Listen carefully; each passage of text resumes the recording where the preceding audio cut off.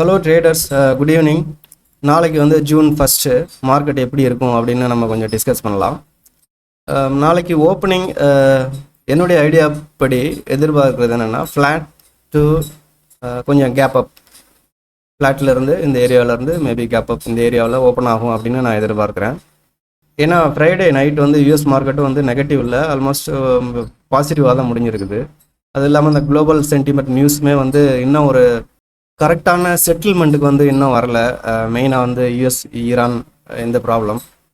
ஏன்னா ஒரு சைடு வந்து ஈரான் அவங்க கொஞ்சம் நல்லா ஸ்டடி பண்ணிட்டாங்க, ஃபைட் பண்ணுறதுக்கு தயாராக இருக்காங்கன்ற மாதிரி நியூஸ் வந்தாலுமே, அது இல்லாமல் அதன் கூட இன்னொரு நியூஸும் வந்து போயிட்டுருக்குது. யூஎஸ் வந்து அவங்களோட வெப்பன்ஸ்லாம் வந்து கொஞ்சம் எக்ஸாஸ்ட் ஆகிட்டாங்க, நிறையா யூஸ் பண்ணிட்டாங்க, வெப்பன்ஸ் கம்மியாக இருக்குது, அந்த மாதிரி கூட நியூஸ் வந்துட்டு இருக்குது.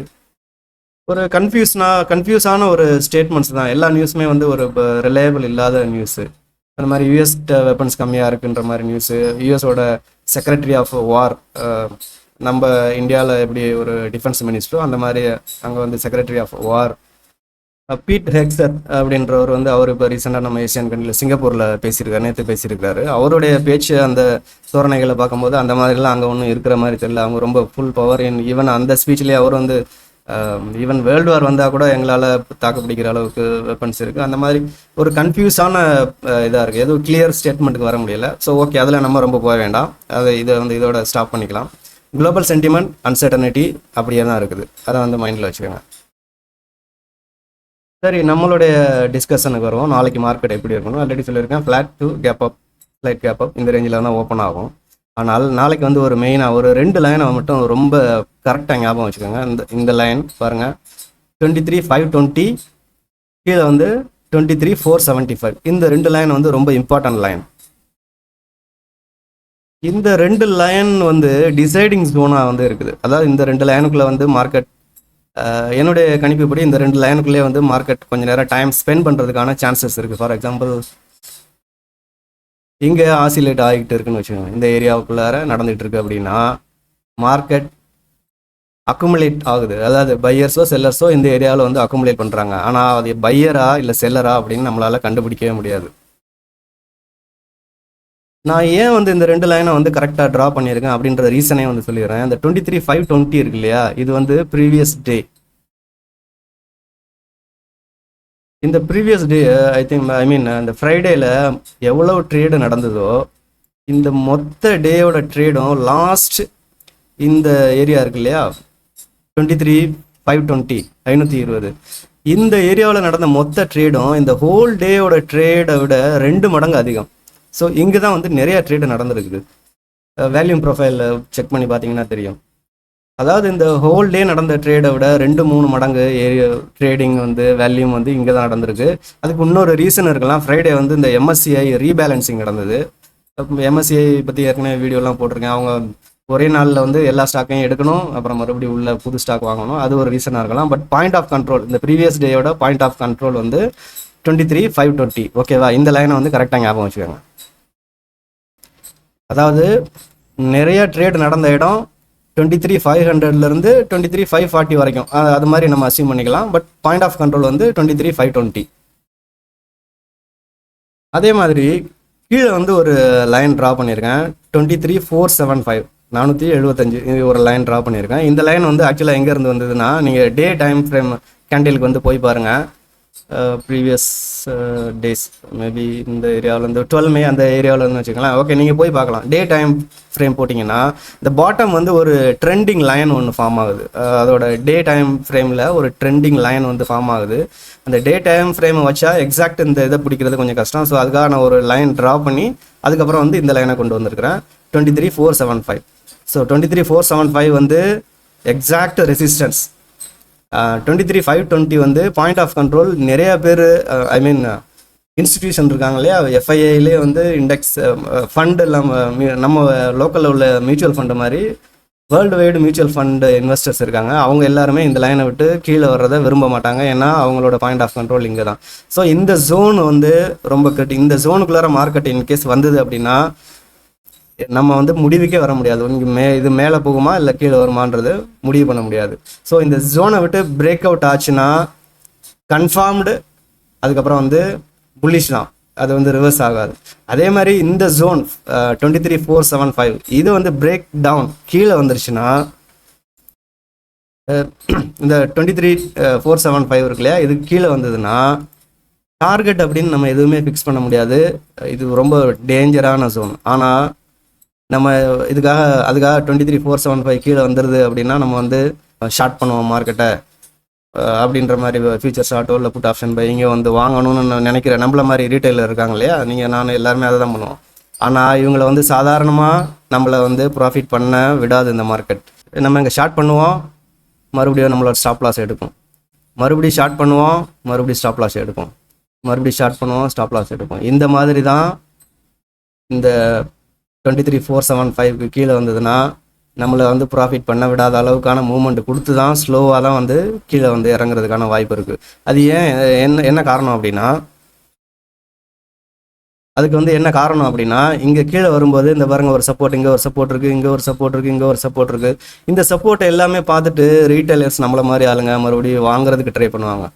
ஸோ வாங்க ட்ரை பண்ணும்போது மேலே போகும், மறுபடியும் அவங்கள ஸ்டாப் லாஸை எடுக்கணும். அதாவது வாங்கினவங்களோட ஸ்டாப் லாஸை எடுத்துரும். ஆஸ் யூஸ்வல் மார்க்கெட் பிளான் படி ஷார்ட் பண்ணோம் இல்லையா, நம்மளோட ஸ்டாப் லாஸ் எடுக்கணும்னா மறுபடியும் மேலே போய் நம்மளையும் வந்து கிளியர் பண்ணணும். ரெண்டு சைடுமே கிளியர் பண்ணி தான் இதுக்கு கீழே வந்ததுன்னா இந்த மாதிரி மூவ்மெண்ட் தான் இருக்கும். ஸ்ட்ரைட் ஃபால் ஆகி நம்ம உடனே வந்து ப்ராஃபிட் பண்ணிடலாம் அப்படின்னு எதிர்பார்க்க முடியாது. இது வந்து பிலோ சைடுக்கான ஸ்டோரி. இன்னொரு விஷயம், நான் எதிர்பார்க்குறது ஆக்சுவலாக இங்கே வர்றதுக்கான சான்சஸ் இல்லை அப்படின்னு தான் நான் எதிர்பார்க்குறேன். ஃப்ளாட் அல்லது ஸ்லைட் கேப் அப் இந்த மாதிரி தான் ஓப்பன் ஆகும் அப்படின்னு எதிர்பார்க்குறேன். ஈவன் ஃப்ளாட் ஒரு கேப் அப் ஓப்பன் ஆனாலுமே ஃபஸ்ட்டு ஒரு 15 மினிட்ஸ் இல்லைன்னா மேக்ஸிமம் ½ அன் ஹவரில் சடனான மூவ் மேபி மேலே மூவ் பண்ணி நம்ம வந்து என்ட்ரி பண்ணுறதுக்கான சான்சஸ்ஸே நமக்கு கிடைக்காத மாதிரி வந்து மார்க்கெட் செஞ்சிரும் அப்படின்னு எனக்கு ஒரு டவுட்டாக இருக்குது.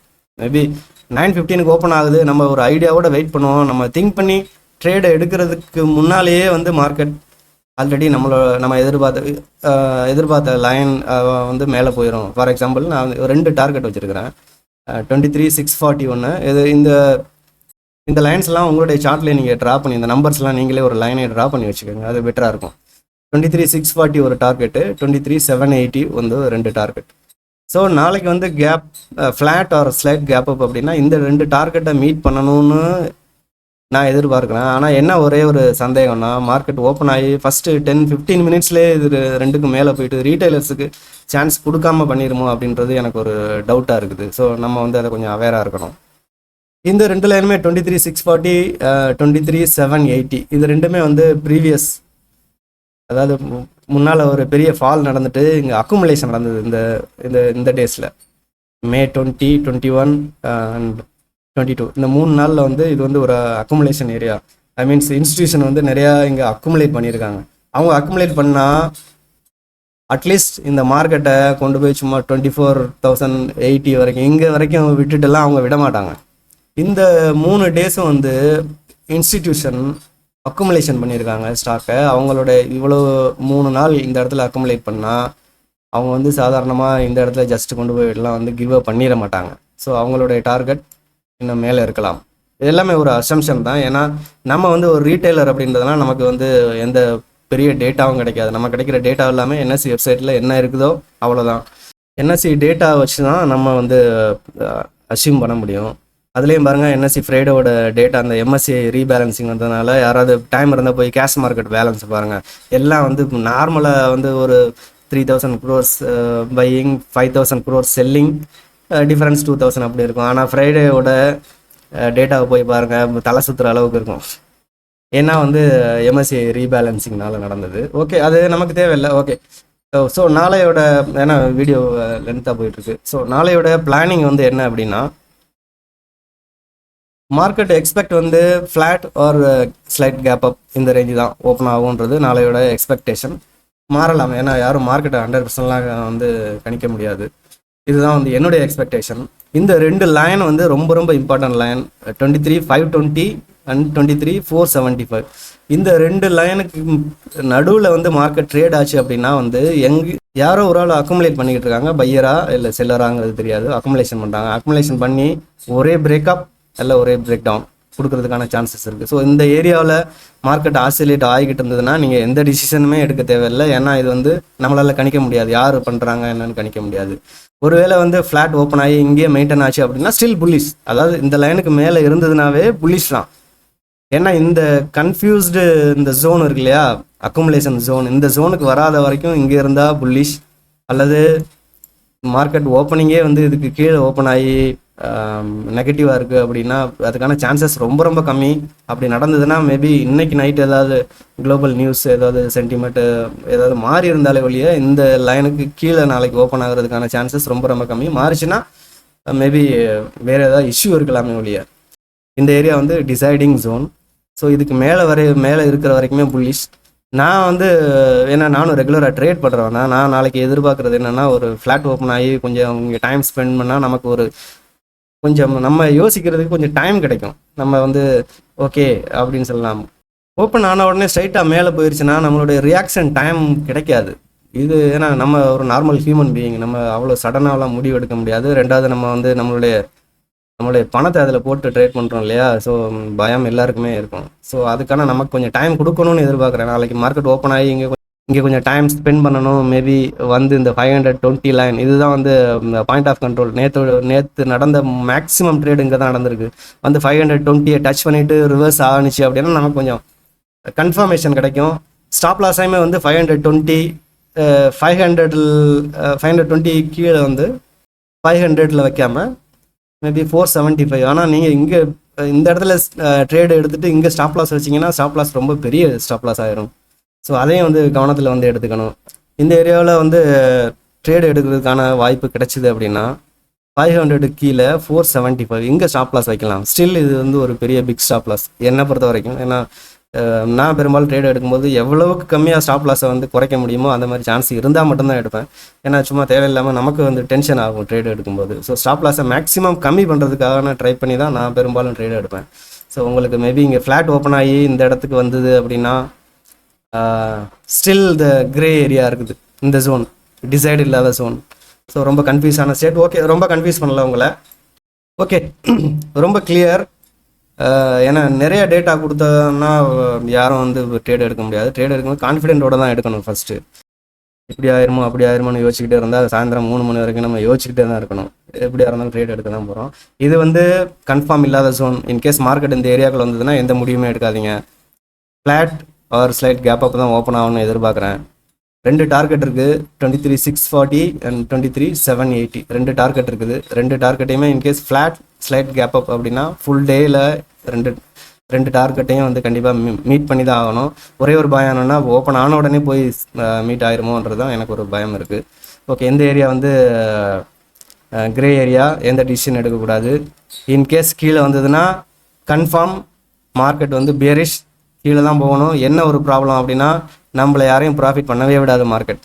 நம்ம ஸ்டார்ட் பண்ணுவோம், நம்மளோட ஸ்டாப் லாஸ் எடுக்கும், மறுபடியும் ஸ்டார்ட் பண்ணுவோம், ஸ்டாப் லாஸ் எடுக்கும், மறுபடியும் ஸ்டார்ட் பண்ணுவோம். கரெக்டான டார்கெட் வந்து கீழே வந்து கிடையாது. இது வந்து ரொம்ப டேஞ்சர் ஏரியா. ரொம்ப நம்பிக்கையாக இருந்தீங்கன்னா ரொம்ப கம்மியான லாட், நீங்கள் எப்பவும் வாங்குகிற சைஸை விட ரொம்ப கம்மியான லாட் சைஸோ இல்லைன்னா கொஞ்சம் அவுட் ஆஃப் த மணி போயிருங்க. Out of the money means என்ன, இது புட் ஆப்ஷன் வாங்க போகிறீங்கன்னா அட் த மணி வாங்காமல் கொஞ்சம் out of the money put option உங்களுடைய ஃபைனான்சியல் கெப்பாசிட்டிக்கு தகுந்த மாதிரி வாங்கிக்கலாம். இது வந்து ஃபைனான்சியல் அட்வைஸ் இல்லை, I am not SEBI registered. So இது நீங்கள் இதை ப்ராக்டிஸ் பண்ணுங்கள் அப்படின்றதுக்காக தான் இந்த வீடியோலாம் பண்ணிகிட்டு இருக்கேன். ஏன்னா நான் ட்ரேட் பண்ணுறேன், பட் நீங்கள் வந்து ப்ராக்டிஸ் பண்ணுங்கள், பண்ணிவிட்டு முடிவெடுங்க. Okay, thanks. வேறு ஏதாவது டவுட் இருந்ததுன்னா வந்து கமெண்ட் பண்ணுங்கள், கீழே கமெண்ட் செக்ஷனில் டைப் பண்ணுங்கள், நான் உங்களுக்கு ரிப்ளை பண்ணுறேன். இன்னொன்று வந்து நாளைக்கு இந்த மாதிரி அன்சர்டனிட்டி, பெரும்பாலும் இந்த மாதிரி அன்சர்டன் மார்க்கெட் வந்து நிறையா டைமில் வரும். நான் இதுக்கு முன்னாலெல்லாம் வந்து ஒரு ஆல்மோஸ்ட் மண்டேலேருந்து நான் கொடுத்துட்ருந்தேன். எக்ஸாக்டாக நான் சொன்ன எல்லா லைனுமே எக்ஸாக்டாக ஒரு பாயிண்ட் கூட வந்து கீழே மேலேயோ இல்லாமல் அளவுக்கு ரெஸ்பெக்ட் ஆச்சு. இது வந்து கொஞ்சம் அன்சர்டனாக இருக்கிறதுனால ஸ்கேல்பிங் பண்ண தெரிஞ்சுதுன்னா ஸ்கேல்பிங் பண்ணுங்கள். ரொம்ப ப்ராஃபிட் எதிர்பார்க்கக்கூடாது. ஸ்டாப் லாஸ் ரொம்ப சின்னது, டார்கெட் அதை விட கொஞ்சம் பெருசு. அந்த மாதிரி ஸ்கேல்பிங் பண்ணணும் அப்படின்னு நினச்சிங்கன்னா ஸ்கேல்பிங் பண்ணுங்கள். ஸ்கேல்பிங் பண்ணுறதுக்கு வந்து நிறையா மெத்தட்ஸ் இருக்குது. ஆக்சுவலாக நீங்கள் யூடியூப்லேயே நிறையா பார்க்கலாம். ஸ்கேல்பிங் வீடியோன்னு பார்த்தீங்கன்னா ஒருத்தங்களும் ஒரு மாதிரி சொல்லியிருப்பாங்க. நான் வந்து ஸ்கேல்பிங் பண்ணுறதுக்கு யூஸ் பண்ணுற மெத்தட்னா ஃபிக்ஸ்டு ரேஞ்ச் வேல்யூம் ப்ரொஃபைல் அப்படின்ட்டு ஒரு டூல் இருக்குது. இந்த உங்களுக்கு காட்டுறேன், இதுதான் இருக்குது. ஸோ அதை யூஸ் பண்ணி அதோட value area high and low 70% VAH VAL அப்படின்னு 2 லெவல் வரும். அந்த லெவலை வச்சு ஈஸியாக ஸ்கேல் பண்ணலாம். ஏன்னா அந்த லெவலுக்கு போச்சுன்னா மார்க்கெட், ஃபார் எக்ஸாம்பிள் இதுதான் ஒரு விஏஹெச் அப்படின்னு வச்சுக்கிங்கன்னா, இங்கே வந்ததுன்னா மார்க்கெட் இங்கே நிற்கவே நிற்காது. ஒன்று மேலே போகணும், இல்லை கீழே வரணும். இது 2ல் ஒன்று நடக்கணும். அது ஸ்கேல்பிங் பண்ணுறதுக்கு ரொம்ப யூஸ்ஃபுல்லான ஒரு விஷயம். அதை பற்றி ஒரு வீடியோவும் போட்டிருக்கேன். மேபி இந்த எண்ட் கார்டில் அந்த வீடியோட லிங்க் அனுப்புகிறேன், நீங்கள் ட்ரை பண்ணி பாருங்கள். நாளைக்கு வந்து கன்ஃபியூஸான மார்க்கெட்டாக இருந்தால் நீங்கள் ஸ்கேல்பிங் பண்ண ட்ரை பண்ணுங்கள். ஸோ இதுதான் வந்து நாளையோட அனாலைசிஸ். ஏன்னா இதுவுமே குளோபல் நியூஸ் வந்தாலுமே எதுவுமே எந்த market, world wide market closed Sunday. Even crude oil கூட ட்ரேட் ஆகாது ரொம்ப. அதனால் வந்து இதுக்கு மேலே நாளைக்கு ஒன்றும் சேஞ்சஸ் இருக்க போகிறதில்ல. என்னுடைய அனலைசிஸ் இதுதான்.